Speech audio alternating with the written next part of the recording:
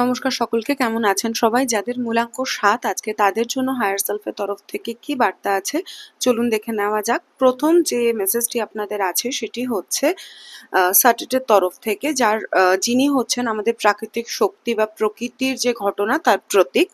তিনি উর্বরতার দেবী। তিনি আপনাকে নতুন কোনো কিছু শুরু করার জন্য যে সাফল্য আপনি পাবেন সেটার বার্তা দিতে এসছে আপনাকে। তিনি আপনাকে বলছেন নতুন কোনো চাকরি হতে পারে, নতুন কোনো প্রজেক্ট হতে পারে, রিলেশনশিপের ক্ষেত্রে হতে পারে।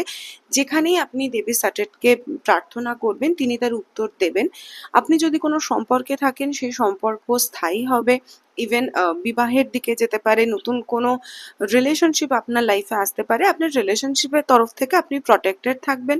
দেবী আইসিস বলছেন যে আপনার মধ্যে একটা মাতৃত্ব, একটা উর্বরতা আছে। আমাদের মায়েরা যে এনার্জিতে থাকে সেরকম এনার্জি আপনার মধ্যে আছে।